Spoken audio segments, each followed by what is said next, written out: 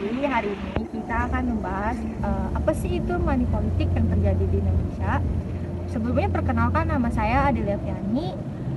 Di sini saya sebagai host pada podcast pada hari ini, dan saya ditemani dua rekan teman saya, yaitu saya sendiri Sisi Nastasia Meta Alif dan saya sendiri Om Nadia. Hai. Jadi mari kita langsung saja mulai podcast pada hari ini. Jadi yang pertama aku mau nanya nih sama Sisin, menurut Sisin apa sih itu money politik? Menurut aku, money politik itu adalah suatu kegiatan yang salah yang biasanya dilakukan oleh sepasang caleg atau seseorang calon presiden, calon wakil presiden, anggota DPR, DPD maupun bupati, dan setingkat RT pun bisa terjadi money politik. Dan di mana money politik sendiri adalah hal yang memang udah salah di perundang-undangan di Indonesia. Kayak gitu, Adel. Baik, tadi Sisin kan sudah menjelaskan apa sih itu money politik yang dimana terjadi di Indonesia, dan aku akan menjelaskan tentang ciri-ciri money politik. Jadi money politik itu mempunyai dua ciri-ciri. Yang pertama yaitu berbentuk uang.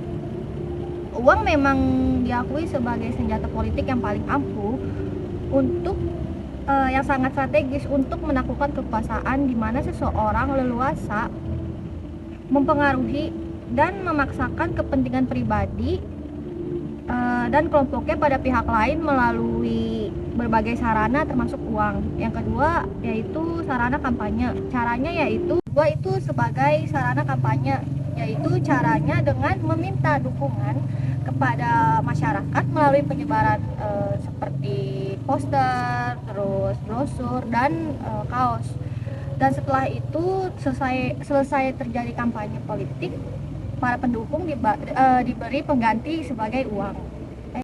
Tadi kan aku sudah menjelaskan tentang ciri-ciri money politik nih. Sekarang aku mau tanya sama Sisin, menurut kamu apa kasus tentang money politik yang kamu tahu yang sudah terjadi di Indonesia?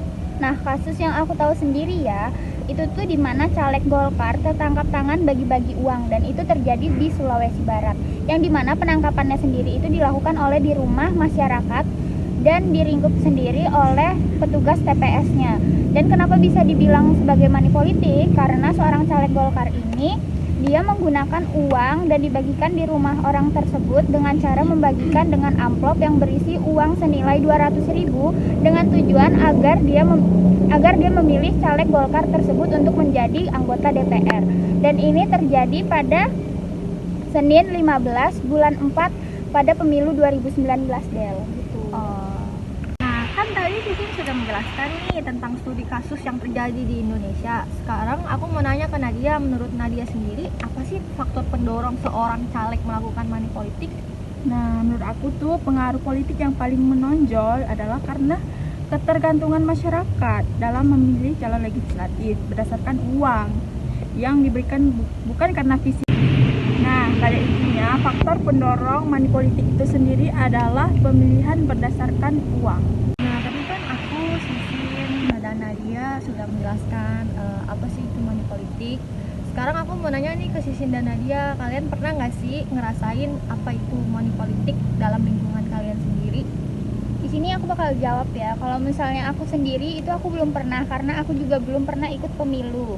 Karena umur aku juga sekarang baru injak 20, kemungkinan yang pemilu selanjutnya bakal ikut pemilu. Nah, kalau misalnya di lingkungan keluarga aku tuh pastinya pernah, karena apalagi tempat aku kan di Kalimantan dan itu tuh termasuk kabupaten. Nah, biasanya money politik itu terjadi ketika pemilihan bupati, dan bupati itu calon bupati itu kadang melakukan suatu acara yang dimana masyarakat di Kalimantan itu semuanya berkumpul, dan dia tidak akan secara terang-terangan memberikan uang, tetapi setelah acara itu selesai maka dia akan ke rumah-rumah untuk membagikan uang dengan cara kayak di dalam sembako diselipin uang, jadi kayak gitu. Tapi kalau misalnya orang tua Sisin sendiri, mereka menerima, tapi mereka tidak memilih. Tapi menurut saya itu tetap salah, karena apapun yang berbentuk money politik itu tidak boleh diterima, karena bisa saja itu masuk perundang-undangan yang memang salah di Indonesia. Gitu, Del. Sekarang aku mau nanya ke Kak Nadia, pernah nggak sih mengalami money politik dalam lingkungan Kak Nadia sendiri? Aku sih sama kayak Kak Sisin ya, karena kan aku juga belum bisa memilih gitu kan. Jadi kok misalnya di keluarga money politik dalam lingkungan Kanadia sendiri?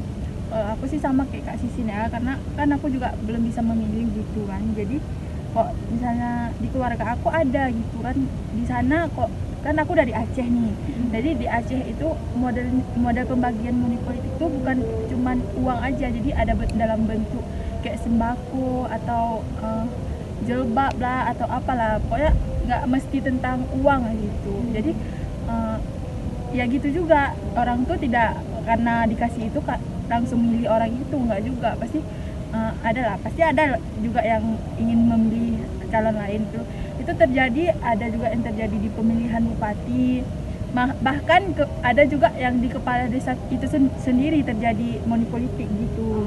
Dan money politik ini biasanya berfungsi biar orang-orang milih si Iya, calon ini, iya. biar dia menang di pemilu ataupun pemilihan bupati, desa, dan yang lainnya. Gitu guys. Nah, kami kan udah nih jelasin.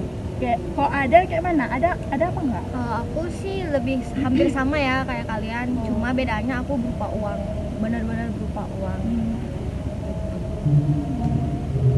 Jadi sekian guys podcast pada sore hari ini.